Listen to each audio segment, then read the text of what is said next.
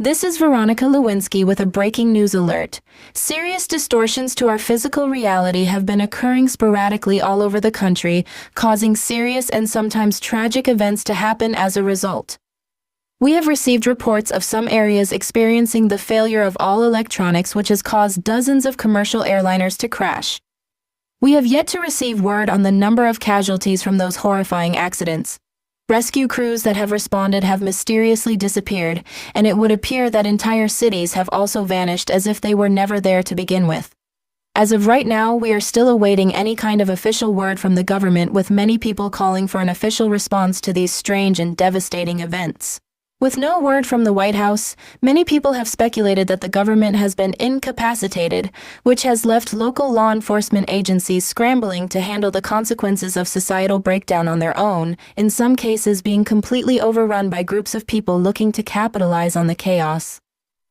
Our own police commissioner, Dan Warren, has issued a statement just moments ago, claiming that we are experiencing an extinction event, and that all of humanity is inevitably doomed. Others have echoed this sentiment, proclaiming that the end is upon us and that no one is safe. Some states have reported disruptions to the natural flow of time, with some residents being imprisoned in time loops while others report moving backwards and forwards in time at random. Our own producer Richard Pierce has entered the newsroom and is floating about 6 inches above the floor, and he is speaking with too many mouths. I can hear all of their thoughts, and I'm fairly certain they can hear mine. A large void has begun expanding on the west coast and is slowly moving inland, consuming everything in its path and leaving behind no trace or memory of those it has consumed. They will not be remembered. It is unclear whether or not there is any connection between the large black entity that has appeared in the sky and the breakdown of our physical reality. Some experts say there definitely is, while some are skeptical. We have made attempts to get a statement from the entity that is visible to every human being in the planet, but none of our field reporters have the ability to speak anymore, and many who have looked directly at the entity have lost their eyesight.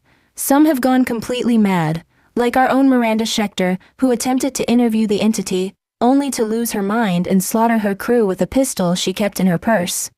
The firearm used was registered to her as she had obtained a concealed carry permit last May, after being attacked by a group of men as she was interviewing a local resident about worsening crime in the Breakwater Heights community.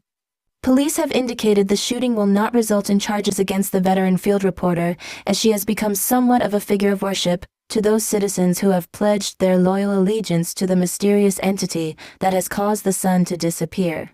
The lack of sunlight could spell disaster for farmers across the nation, as crops will surely be negatively affected. I have no dog in that fight, though, as I have completely lost the need to eat or drink, undoubtedly an odd side effect of the reality alterations occurring all over the world. It is being said by some that the loss of need for sustenance is one of many holy gifts that are being imparted to the faithful among us. I am humbled to be counted as worthy, as I was one of the first people on our news team to suggest that the entity was a divine being that has come to help humanity evolve into something greater. I stand firm in that belief and suggest anyone viewing this broadcast do the same, if you know what is good for you. In nearby Danbury, all people attending a local Little League game were lifted into the sky, where they will remain until the screaming stops. It is unclear as to when that will occur, as some believe it will be any minute. Some say they will scream for eternity, and one resident responding, "What's screaming?" That would be local firefighter and Boy Scout leader Jerry Collins, who has no idea that he's been dead for at least 30 minutes. No word yet on when that son of a bitch will put 2 and 2 together and come to the understanding that he is dead. Classic Jerry. As stubborn as ever, am I right, Veronica?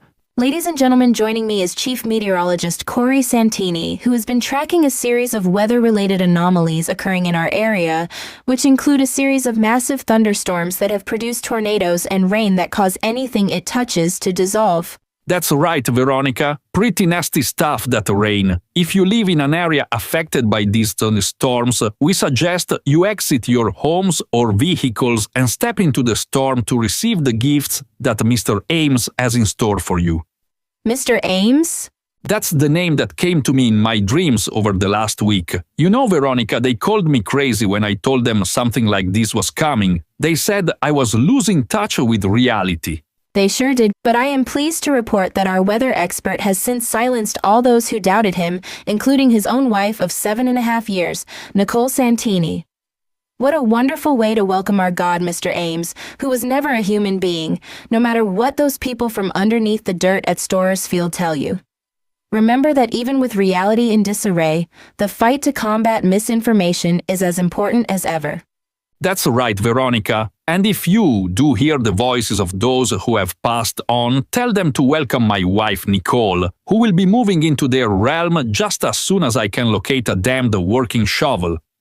Remember, she is allergic to penicillin and is prone to the occasional migraine. We are receiving information people working at the Brightonbury Financial Building in downtown Nantucket have lined up on the roof of the building, which by the way is the largest building in Nantucket, and have begun to throw themselves to the ground below one by one. Spectators on the ground are reporting that the jumpers appear to be in a state of religious ecstasy as they fall to the pavement below. Many who are witnessing this event are expressing a strong desire to join those blessed chosen employees of Brightonbury Financial, but it would appear all the entrances of the skyscraper have disappeared. We would like to remind those who feel compelled to follow in the example of those who Mr. Ames has chosen to throw themselves from that roof needn't be dismayed. Any building with a height of several stories or more will allow you to get the job done. So if you feel called to action, we suggest you make your way to any one of the many surrounding buildings that make up our gorgeous downtown skyline. I'm Veronica Lewinsky, and it's been an honor keeping you informed. Good night, Nantucket.